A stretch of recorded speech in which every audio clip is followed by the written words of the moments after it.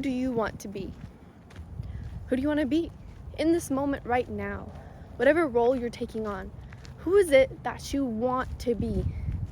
Do you want to be the person that is lazy and doesn't do anything, procrastinates? Or do you want to be the person who takes action and at least does something and doesn't sit and wait and hope it works out? If you're stuck inside all day and you don't get any sun, how are you human? Or how are you living?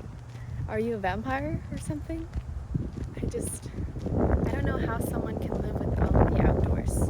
One habit that I've found so important to start my day is going outside and just sitting in the sun.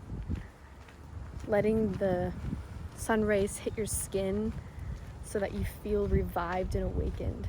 That's something that my fiance taught me, is just Superman posing in the sun.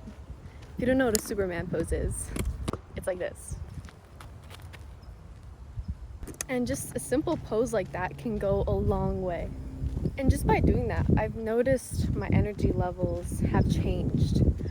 I feel more ready to start the day. I feel like, wow, okay, it's morning time. I gotta get going. I got things to do. Versus when I just sit indoors and I just think, like, oh, the morning has started again. Okay, let's get things started. I guess I'll take a shower. I guess, I'll read my Bible. Okay. I should go edit my YouTube video. So even just stepping outside in the morning, it shifts my mindset into thinking, okay, gotta get the day started. I got my sun this morning. Okay, let me go take a shower. Let me do some chores, like whatever it is I have on the to-do list. Something as simple as stepping outside can go a long way. Hello, making a new friend. Going outside, getting sun, even if it might be hot out, go for a minute or two. It'll change the whole trajectory of your day. Something small, whatever it is that causes you to feel the rhythm, get going. That's what will give you the momentum to keep doing it. I was listening to a podcast today, and it's just focusing on that little thing, just that one thing, that small change.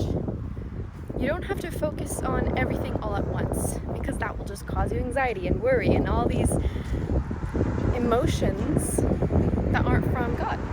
So once you take into account of all the things that may be worrying you, all these worries, all these anxieties, all these stressors, or overthinking thoughts, you have to get rid of those. And so the moment that you just realize, okay, I just need to focus on that one thing. And who do I have to become in order to do it? If I want to become a really good athlete, who do I need to become? Someone who's competitive, someone who wants to get good at their sport, so they have to train and they have to practice. If I want to become a good mother, who do I have to become? Okay, so you see what I'm getting at. We play all these types of different roles in our life. We all do. And what I always found the hardest was jumping from role to role, but not knowing how to switch or turn off one or the other. So me playing soccer my whole life, I always had it in my mindset of competition. I always was competing against other people. The question always was, how can I get better than that other person? What skill do I have to learn? I need to keep training so I can become a better athlete. Because I knew this role so well, it carried on into other roles. So when it came to being a friend to someone, I didn't know that I should just not be competitive. I shouldn't try to win the role of being a good friend. Because once I started competing with my friends, it was just this whole thing where I wasn't really friends with them, but it was more so a game to play. I wasn't really sharing these deep intellectual thoughts, but instead I was trying to be the best one, the best friend. And what does that even mean? that being my reality in elementary school, I had to learn the hard way through making a friend really upset. And that's when I started to realize, oh, maybe I'm treating this friendship the wrong way. And so then as I got older, there was multiple things that I had to learn or unlearn about the roles that I was getting into. I'm now having to take a step back and question the way I was approaching those roles. I had to question then, okay, am I being the wrong person at this moment? Am I taking on characteristic traits that aren't helpful for this role? If I wanted to become someone, I have to act as if I'm already that person. So if I act accordingly, then those characteristic traits will arise. I'm going to have to step into this role. So let me kind of visualize in my head.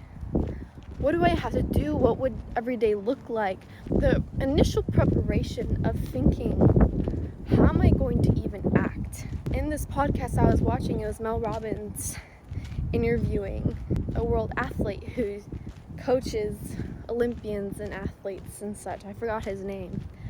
But his question that he always asks the people he's coaching or mentoring is, who do you want to be? Who do you want to be? In this moment right now, whatever role you're taking on, who is it that you want to be?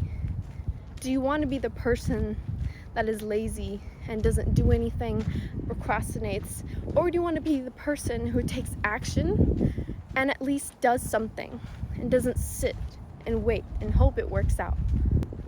So in these moments, who am I right now?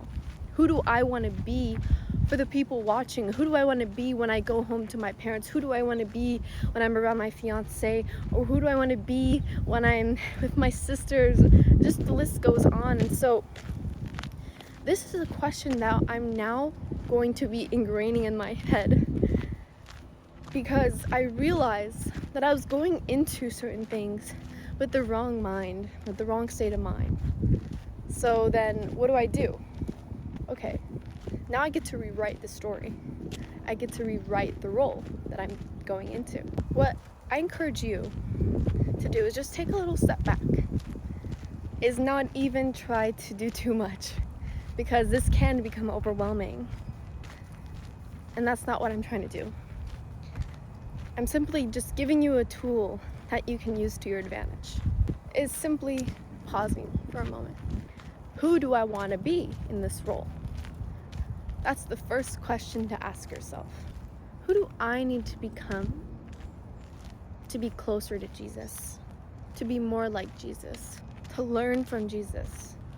There's going to be many things that you'll start to question, but just taking those moments and taking those small steps will get you closer to an answer, a realization that maybe I've been approaching it all wrong. Just asking that why, asking who do I want to become, can start to change your whole approach to so many things. I'll tell you one thing, it's changed my approach in who I am when I come in front of this camera. Who I am when I decide to press record, and the person who I don't want to become is the person I'm trying to leave behind, is the person I told myself I wouldn't go back to. So the more that I put that frame into my head, you then will become so much more clear on who you are going to be. Now it's just taking the action step, because you visualized it already in your head. But now it's, okay, what do I do right now? In this moment, in this role that I'm taking on, that is just like that person. So if I want to become an athlete right now, okay, well, I have to start training. Okay, well, I have to start doing hard things that I don't want to do. I have to start training and practicing all these things that are involved. Learning a new sport, whatever it may be. So it's just that understanding of what it takes is what will get you to that new trajectory.